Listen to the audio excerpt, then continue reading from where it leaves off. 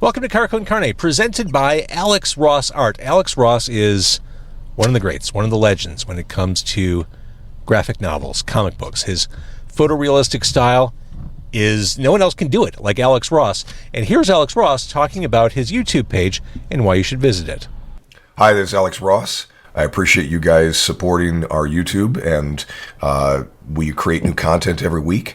I hope you will continue to support us, and please subscribe. Con Carne also brought to you by this book right here. It is 90 Days in the 90s, written by Andy Fry. You can meet Andy Fry. You can get this book in person at Loud Pizza Records. Our friends at Loud Pizza Records in Highland Park. If you're in Highland Park or Deerfield or Glenview, Northbrook, Evanston, go to Loud Pizza Records on Sunday, October 1st.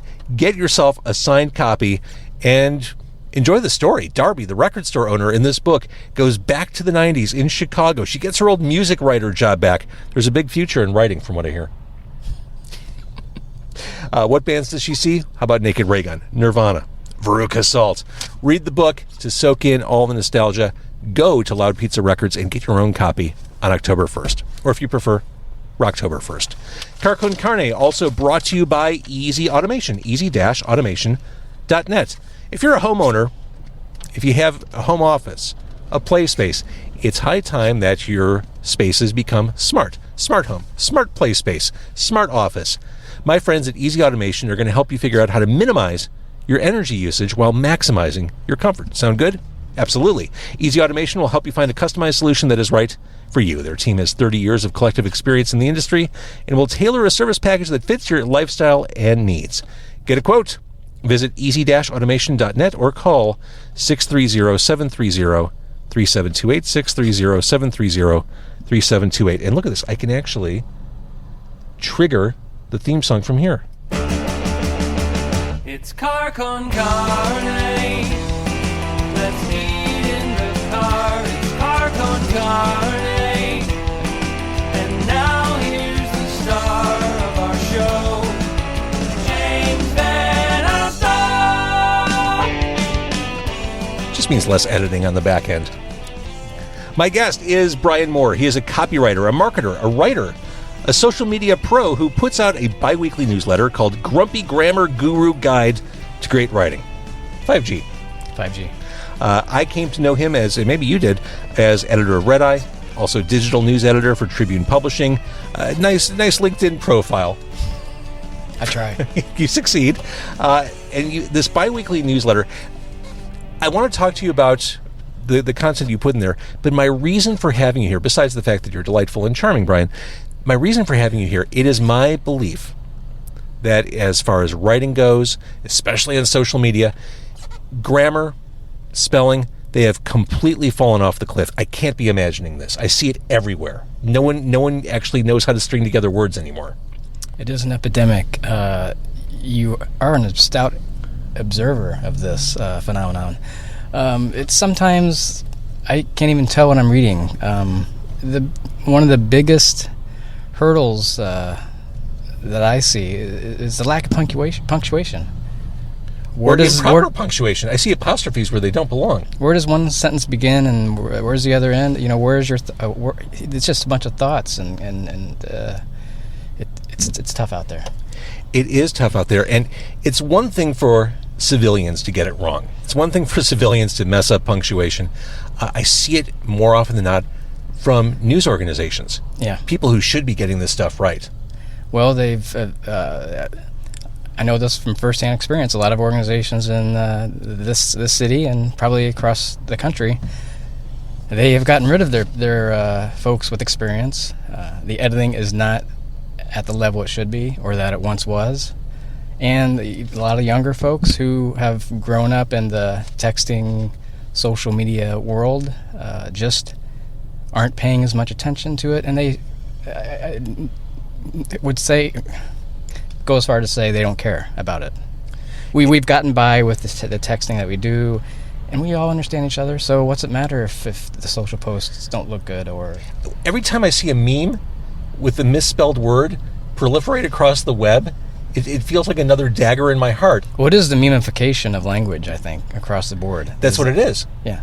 It works for this meme, and I got, 45,000 likes with using this meme, so who cares if that word is misspelled or that punctuation is in the wrong spot? I asked my children, who are 17 and 21 respectively, I'm a bit older, what they perceive to be the issue, and if they perceive an issue. And my son said, well, my generation grew up with spell check. They never had to know how to spell anything. Right. Everything was corrected for them. Yep, that's true. It's a crutch. And if you don't, it's just like a muscle. If you don't use it, the muscle being the ability to express yourself properly, if you don't use it, it's not there. I have a dictionary in my house that I don't think anyone but me has picked up for years. It's as big as my head. It's huge. Well, it's sure. The biggest thing that you can possibly find. Well, I wonder if people... Here's another thought I had. I feel like people are just reading less. Another thing I see on the web, on social, words being spelled phonetically, which to me says that the person writing that word has never seen it in print before. They've just heard it. Right. Yes. So yeah, I've seen that too. Yeah. I feel like people just aren't reading. The haftas, the couldas, the bias, it's... I don't know where to start. Well, and you kind of touched on one of the core issues here. Journalism has changed. It's been deprioritized by the companies that put it out. Yes, it's true.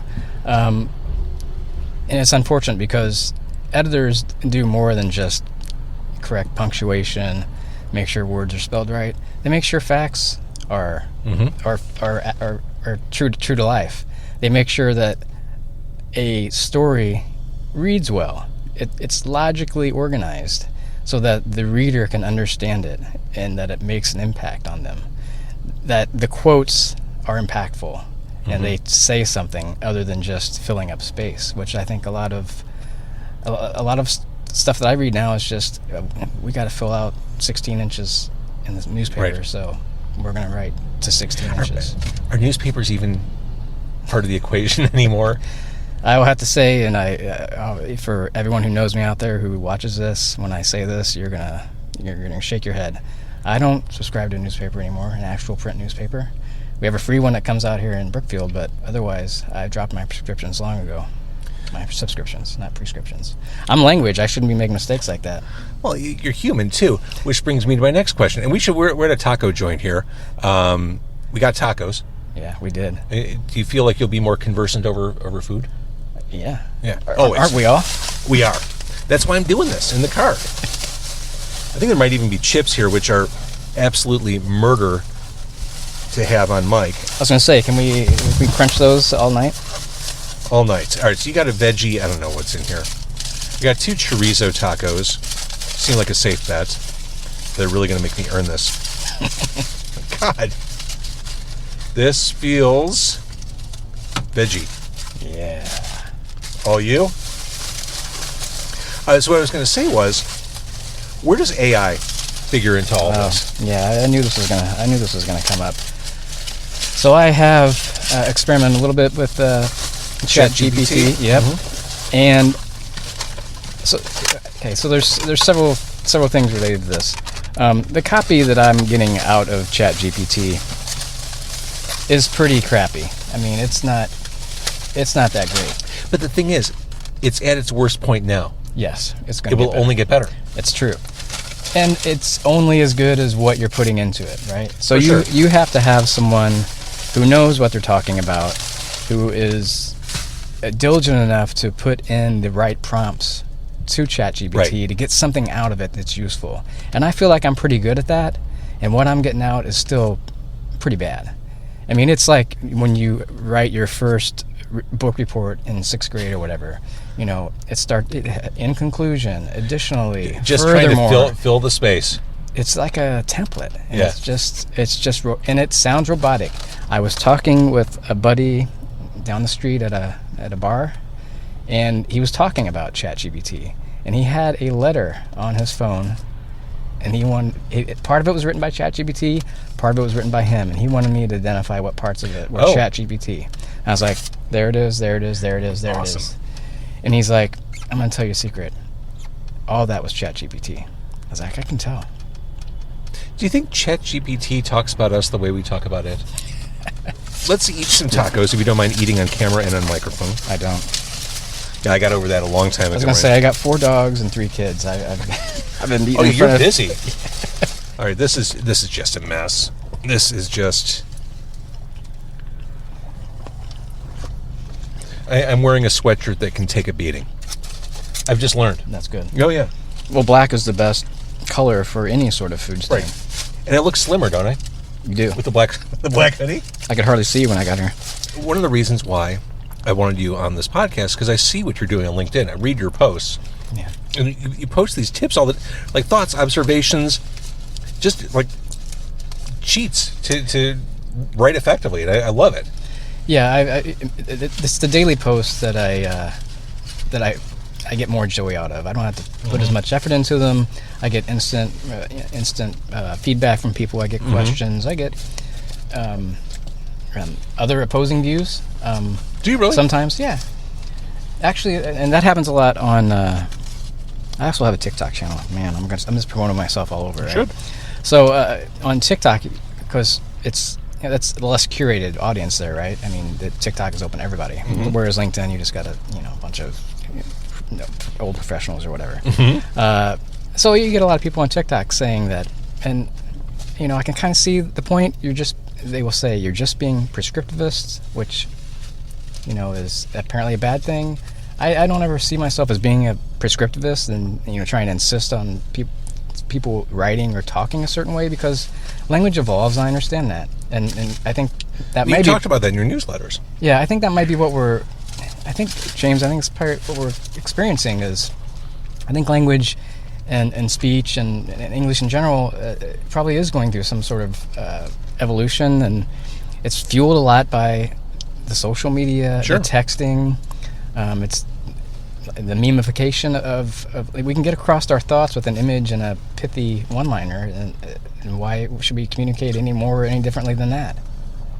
I realized that language was evolving, devolving, changing. When I had to give up the whole records versus vinyl argument, I had to give up. I wasn't going to win, even though in my head I know it's right. It's not called Vinyl Store Day; it's Record Store Day. But language has shifted so that people now call records vinyl, or worse, God help me, vinyls. They're all albums to me. Which is also legit. But as far as evolution goes, and you talked about these things, like some of the things that we've had ingrained in our education aren't necessarily true. One of my favorite examples is I before E except after C. Nope, not true. It's not true at all. And when I was writing about that, why were we ever even taught that? There are so many examples where I before E except after C is not accurate. Right. And you're going to ask me to name one off the top of my head? No, I came prepared. Science. Yeah. Glacier. Yeah. Ancient. Yes. Uh-huh. Yeah. It's an ancient rule. So, as we make our collective way through social media, as we write for our various jobs, as we write to our friends, are there tips we should be considering? Did you come prepared? I have some general tips. I'm not going to be able to tell you how to use its apostrophe S versus its no S, correctly. If you're at that stage of writing, then just don't even attempt to write anything at all. Or how about the people who add an apostrophe to plural words? My God. Happy holidays from the Moors, apostrophe S. I was going to say every Christmas you know who those people are. So yeah, some general tips. And you kind of touched upon it when you introduced, when you talked about writing for this, that, or the other. Know your audience and know your platform so writing on social media is a lot different than writing a cover letter for a job. Mm-hmm. And yes, some places still require you to write a cover letter, so I hope you know how to write a cover letter. But what's acceptable on social media? I know that you have been frustrated by social media and what you're seeing out there, and I am too, especially not from my friend down the street who wants to go hang out at the bar, but like brands or news organizations or people who should know better about how to properly write. So those on social media, those messages on social media are different than the cover letter that you're going to write, the report you have to give your boss at work, the paper you're turning in to your professor in college. There's a lot of different levels of writing. Know who your audience is. If you're just writing grandma a text, well, your grandma wouldn't have a phone and getting a text, but if you're just writing your friend a text, the rules are different, of course. We don't have to be anal about that stuff. But you have to be, to a certain point, you got to be understandable. So that's my first tip. Know your audience and know your platform. Basics, yeah. One size fits all tip. Yeah. Okay, here's another. Get to the point, be quick about it, right? Brevity. Now, that's great for writing and whatnot, maybe not so great for forums such as this. But I try to keep things brief. Right. We want people involved and to watch to the end of this video because I got a surprise at the end. Ooh. Actually, it's in my car. Ooh. But get to your point. Be quick about it. It's true. The attention span has waned. You know, people just don't. I mean, I don't scroll through everything that I see that I find interesting. Even if I find it interesting, it's like, okay, I've spent 25 seconds on this. That's time to move on. Get to your point.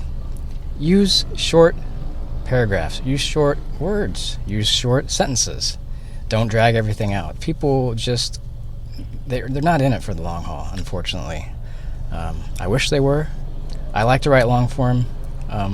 People don't like to read long form for the most part. The days of the daily blogger are kind of over. Yeah. I still love blogging. You couldn't nail me down to blog twice a week right now. It's a lot of investment. It is. Well, I mean, I understand that. It's a lot of investment for me to write it, right? Or for you to write yours. So, do I expect the reader to read it? I don't know. If I don't really feel the energy to write it, then I guess I shouldn't expect people to read it. I would angst over that stuff too. If you looked at any of my WordPress posts, you'd see on the right-hand column where it says revisions, you'd be like 47, 48, because I'd keep going back in, like, oh no, I should put a semicolon there. Another tip that I like to tell people, and this might take you aback a little bit, but write like you talk. Of course. So that doesn't mean. So write like you talk. It just means be conversational, be relatable. You don't have to be. A lot of people. I see this a lot. Just people overwriting. Like you're just writing a social post. You don't have to turn it into something fancy. Write like people talk. I try to envision that I'm writing to one person. You'll hear that. You'll hear that advice everywhere. For sure. Write like you're writing to one person. Well, and that's broadcasting too. I mean, I'll have podcasters, fledgling podcasters, I'll have broadcasters ask me for tips. You are talking to one person. Like whenever I hear a radio personality say, "Okay, you guys," or "Hey, everybody," like it takes you out of the experience because it is that one-on-one dialogue. You can't talk to everybody. Right. If you're trying to talk to everybody, you're talking to nobody. Right. Because it doesn't work. Where do you stand on profanity? I fucking love it. I do too, but profanity in print, online, it stands out. If you're going to use, to me, if you're going to use one of those words, you have to really have a purpose for it. Otherwise, it feels, it stands out so much it's almost uncomfortable to read. Like it's egregious, blatant. Yes. Trying too hard. Again, love profanity. Gratuitous. It's gratuitous in a bad way. But it can make an impact.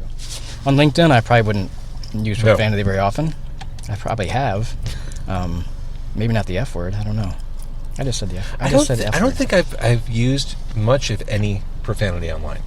Which is why when people hear me swear on the podcast, it's a little surprising. But I just on Twitter, in the old days of Twitter, it was the Wild West. Fuck this, fuck that, you fucker, motherfucker, cocksucker. I mean, it was everywhere, I mean, and I was in on that. I was huge early adopter of Twitter and established a lot of the old red-eye Twitter channels and establish their personalities and whatnot. So that was fun.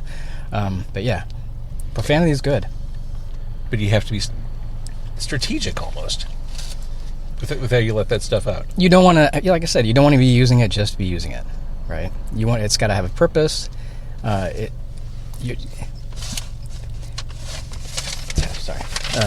Yeah, profanity, you got to have a purpose. You just not use anything, it's use it. You want to make a point with it. You want to make an impact. Catch attention.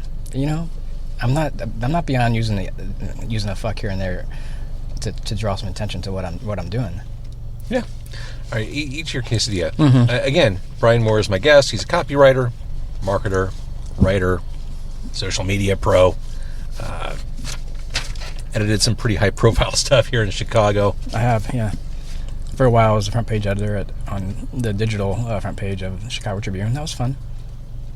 Those are fun times. Why don't newspapers, media companies, etc., all agree that sentence case is the way to write headlines? Why can't they just all agree that all caps is really confusing to read? It is really, really confusing to read, and I have a LinkedIn post about that. Of course you do. Example from the New York Times. Man, I wish I knew what it said now, but it had the word abortion next to another word, in capital letters, and it's like that just doesn't. It didn't make sense what was going on there. The eye can't process what's on the page as easily as it could if it was written as a sentence. Right. All right, what other tips do you have? Review what you're writing. Proof it. Read it again. It seems like you don't need to say that, but I'm sure people are just. It's got to be. I mean, some of the mistakes I see, especially from organizations that, like I said earlier, should know better. They've got to be just something written on the fly and just hit send, and it went out there without anyone even looking at it twice. So, is that a combination of people being lazy, not giving a shit, or is it that journalistic instinct of I just got to get it out there? Like, I got to be first. I got to be first. Yeah, and a cut down in resources, I think, is a big part of it. When I see all the breaking headlines, all I can think is, I've seen this about 15 times already. I'm good.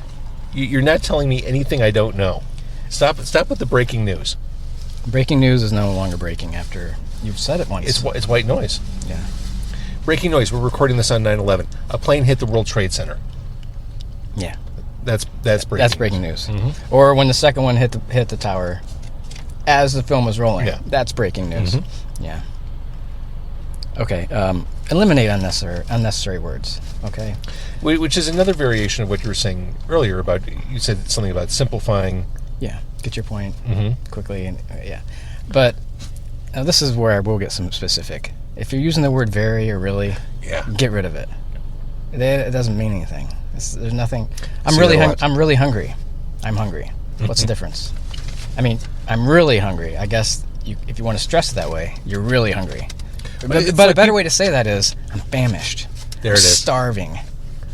It's like people who say, that person's really unique. Really unique, really. So unique, of course, you can't be really unique. Right. You're either unique or you're not. Mm-hmm. Right. But I hear that all the time. Again, I really kind of fell into what you're doing on LinkedIn. I really appreciate it.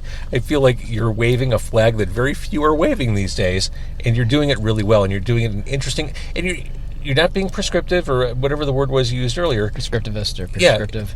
Yeah, you're doing it in kind of a friendly way. Like, I want to. I like to see. My passion is just to see good writing and to read good writing, and I want to help people do it better because it's selfish. I want to read better stuff. We all do. So, Brian, I think the best place to direct people is to your LinkedIn. Yes. It might be. Watch out. All right. So, where should people find you on LinkedIn? Where should they follow? You could follow the hashtag Grumpy Grammar Guru, and you'll. That's easy to remember. And you don't seem that grumpy. You'll find me. Yeah. So that came about from my days at the Tribune, because I was very passionate about editing and words and headlines that I write and my own stuff. Of course, I was passionate about it. So I would defend my decisions I would defend my decisions to write certain things or write a headline this way or write a caption this way. And so I was a copy editor, and so the editors above me, of course, we would have discussions. Sometimes it got a little heated. So I got this, some fellow coworkers at Red Eye started calling me Spicy Editor, because I would bring spice. Thanks, Michael Morgan and Drew Sitardi. So I got the nickname Spicy Editor, and it just turned into Grumpy for some reason. Okay. But I don't think I'm grumpy. No, I'm just I have a passion for what I'm doing, and if it comes off as grumpy, sorry. That's not my fault. That's on you.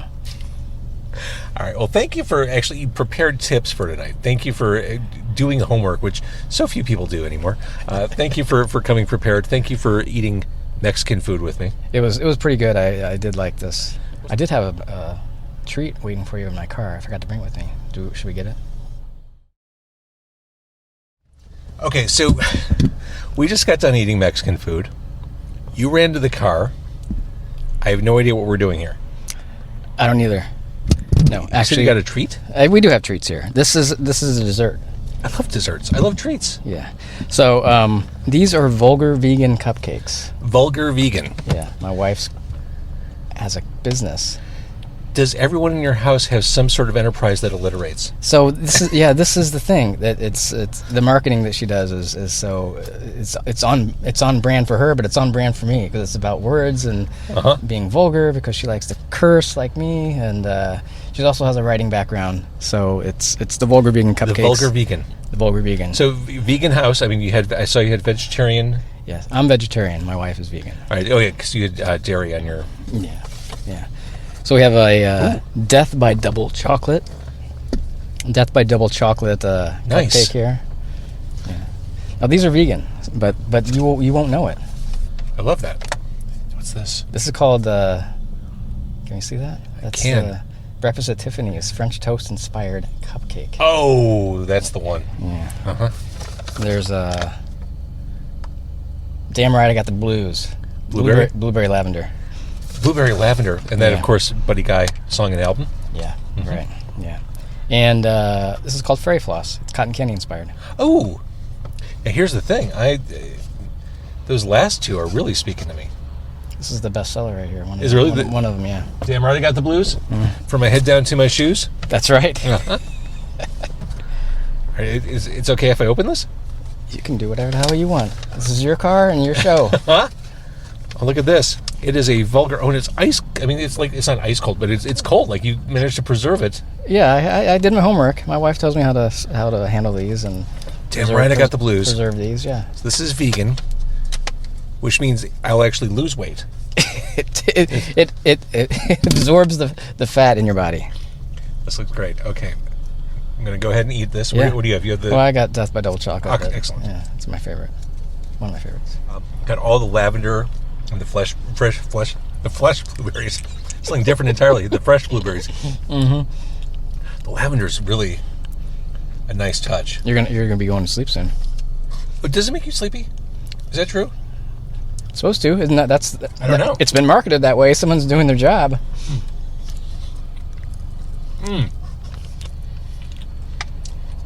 That's delightful. I would never guess this was vegan. Yeah, I know. I would never guess. I've ate about 300 of these in the past few years, so. This frosting is really delicious. I know. Wow. No dairy in it. All right, so where can people find the vulgar vegan vegan cupcakes? You can do a Facebook search, find her Vulgar Vegan Cupcakes. But we're at the Brookfield Farmers Market. Or she is, I should say. I'm sometimes there in her booth. I love a good farmer's market. Riverside Farmers Market. This is really good. She's at the Austin Town Hall Market on Thursdays. She does the markets with Cruelty Free You and Me and Chicago Vegan Test Kitchen. They have roving markets that end up at breweries a lot of times, which I really like those. They go to Emporium a lot and Metropolitan up on Rockwell. This gets better the more I eat it. Like, the deeper I get into this cupcake, it gets better and better. I should have brought you another one. These are damn good. Okay. There's two more in here. Farmer's Market it is. The French toast is in there. It's vegan, Hawaiian bread French toast that she made herself. These are great. So how long did it take her to kind of build her business, so to speak? It was a pandemic business, just like a lot of small businesses that you hear about these days. And it started in 2021, I believe. Fall was when it really started getting going. That is damn good. That's really good. Sorry, yeah, now you're hooked. Mm-hmm. I did my job. And they're not gigantic sized cupcakes, because we've seen those places with like the huge oversized cupcakes. That's just the right size. That's right. Yeah, it's the right size. It's, you know, the giant oversized cupcakes are like using the word fuck and writing when you don't need to. It's like, it's just gratuitous. Come on. That is just the right amount, because I was full, and that was the right amount of dessert, so I don't feel like an asshole. Yeah. You don't feel like you're going to explode, and, Right. and you'll be good to your asshole later. So What's your wife's name? Valerie Vedral. There it is. Valerie's Vulgar Vegan Cupcakes are delicious. Nice job, Valerie. Yeah. And thank you for sharing, Brian. Yeah. And thank you for sharing the gift of grammar and the gift of cupcakes and the gift of your company. It's my pleasure. I love it. I love talking about it.